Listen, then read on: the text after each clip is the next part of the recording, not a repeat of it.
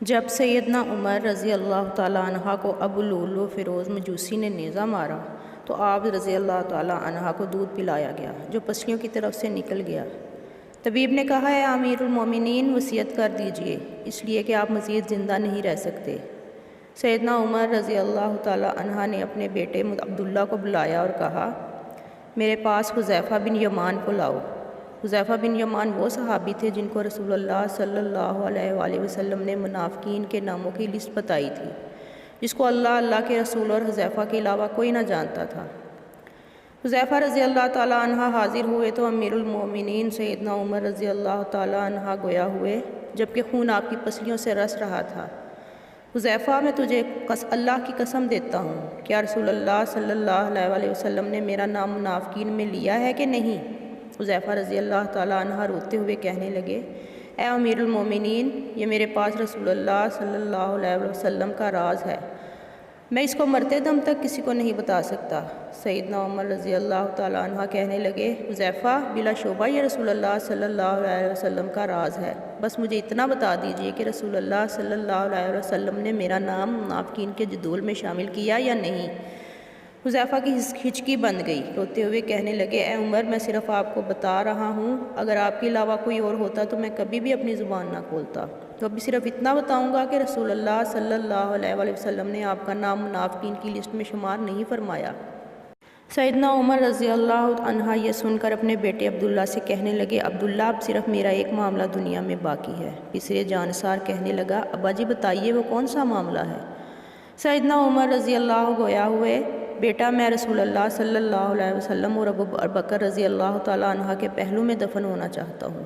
اے میرے بیٹے ام المومنین عائشہ رضی اللہ عنہ کے پاس جاؤ، ان سے اجازت طلب کرو کہ عمر اپنے ساتھیوں کے پہلو میں دفن ہونا چاہتا ہے۔ ہاں بیٹا، عائشہ رضی اللہ عنہ کو یہ نہ کہنا کہ امیر المومنین کا حکم ہے، بلکہ کہنا کہ آپ کا بیٹا عمر آپ سے درخواست گزار ہے۔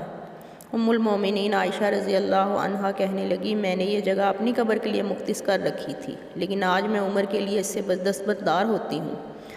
عبداللہ مطمئن لوٹے اور اپنے ابا جان کو اجازت کا بتایا۔ سیدنا عمر رضی اللہ عنہ یہ سن کر اپنے رخسار کو زمین پر رکھ دیا۔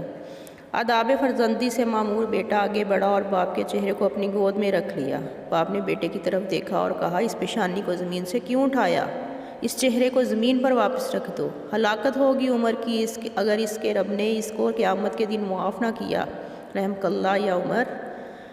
سیدنا عمر رضی اللہ عنہ اپنے بیٹے عبداللہ کو یہ وصیت کر کے اس دار فانی سے کوچ کر گئے جب میرے جنازے کو اٹھایا جائے اور مسجد نبوی میں میرا جنازہ پڑھایا جائے تو حذیفہ پر نظر رکھنا کیونکہ اس نے وعدہ توڑنے میں تو شاید میرا حیا کیا ہو، لیکن دھیان رکھنا وہ میرا جنازہ بھی پڑھتا ہے یا نہیں۔ اگر تو حذیفہ میرا جنازہ پڑھے تو میری میت کو رسول اللہ صلی اللہ علیہ وسلم کے گھر کی طرف لے جانا اور دروازے پر کھڑے ہو کر کہنا یا ام المومنین اے مومنوں کی ماں، آپ کے بیٹے عمر کا جسد خاکی آیا ہے۔ ہاں یہاں بھی یاد رکھنا امیر المومنین نہ کہنا عائشہ مجھ سے بہت حیا کرتی ہے۔ اگر تو عائشہ رضی اللہ عنہ اجازت مرحمت فرما دیں تو ٹھیک، اگر اجازت نہ ملے تو مجھے مسلمانوں کے قبرستان میں دفنا دینا۔ عبداللہ بن عمر رضی اللہ عنہ کہتے ہیں ابا جان کا جنازہ اٹھایا گیا تو میری نظریں حذیفہ پر تھیں۔ حذیفہ آئے اور انہوں نے ابا جان کا جنازہ پڑھایا، میں یہ دیکھ کر مطمئن ہو گیا اور ابا جان کی میت کو عائشہ رضی اللہ تعالیٰ عنہ کے گھر کی طرف لے کر چلے جہاں ابا جان کے دونوں ساتھی آرام فرما تھے۔ دروازے پر کھڑے ہو کر میں نے کہا اماں جان آپ کا بیٹا عمر دروازے پر کھڑا ہے، کیا آپ اس کو دفن ہونے کی اجازت دیتی ہیں؟